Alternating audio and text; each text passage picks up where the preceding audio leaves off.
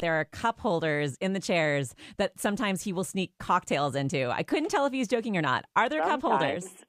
You said sometimes, right? Because as far as I know, it's almost the whole time. He told me, he's like, how else would you be able to sit here all these hours?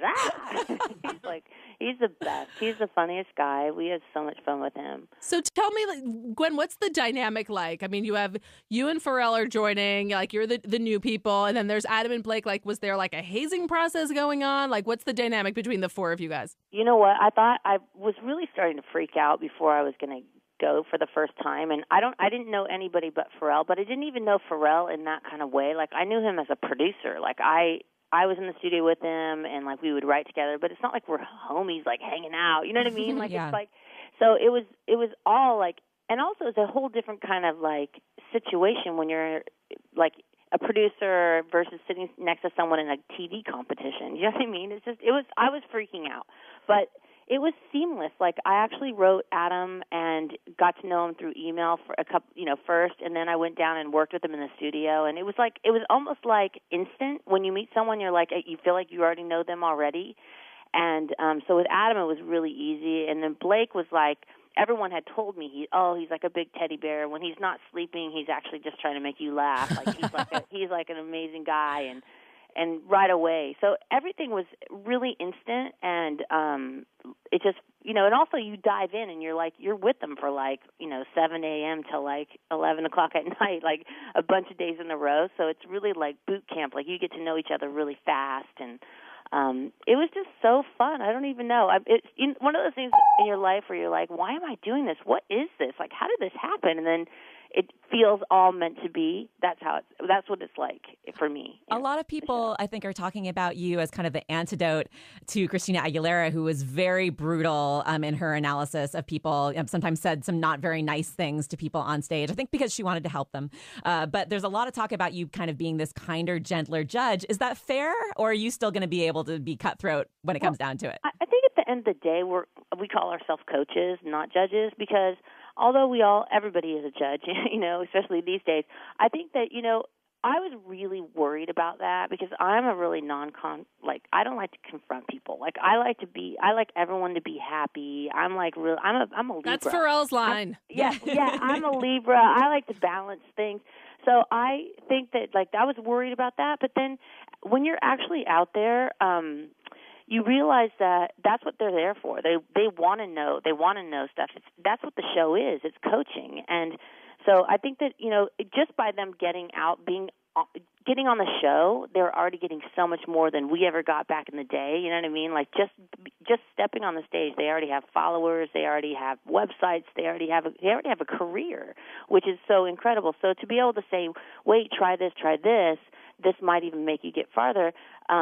It's not that bad, you know what I mean? Like, there's not a lot of bad criticism to give. It's more like just like things to help them. Like, oh, that was really good, but maybe try this. And sometimes it doesn't work. Like, you go, okay, wait, no, don't do that. That wasn't a good idea. You know what I mean?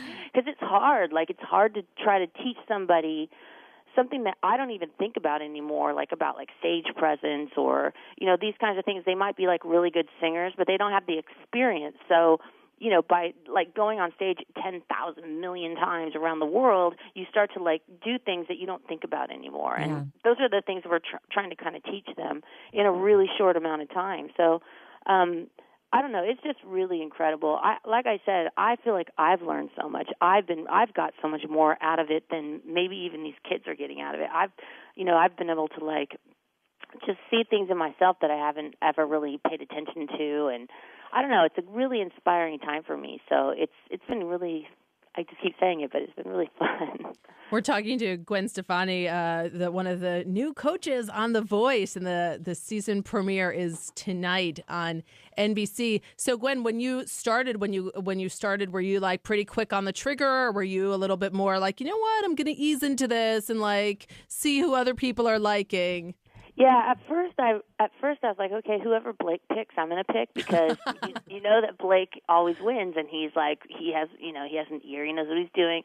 And then, also I had this preconceived idea that I would only pick people that had like weird voices. You know what I mean? That because I'm not really a huge fan of like vocal Olympics or like these kind of. I don't know. I like someone that has character and unique style and things like that. But sometimes when you're sitting there and you can't see the people, you're listening to these one amazing voice after the next. You're like, wow, because I can't really do that stuff. So I'm like, I have to press my button, like even if it's not a style I really like. So I found myself doing that. That was different than what I thought I was going to be like.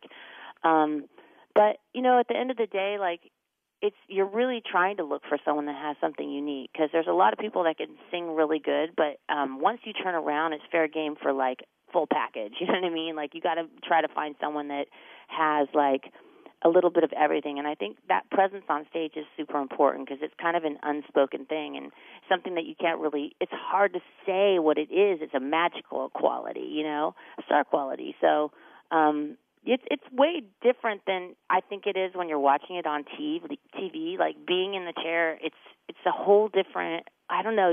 And then you get to really know the people and like you're working with them and you're like, so it's like a whole emotional side that I think you get on TV because, you know, you guys get to see the backstory, and we don't know any of that when we're picking people. We don't know that, they whatever, or all the backstory that's really sad, or you know what I mean, or the struggle that they've had. And so we're kind of like, we have no idea about that.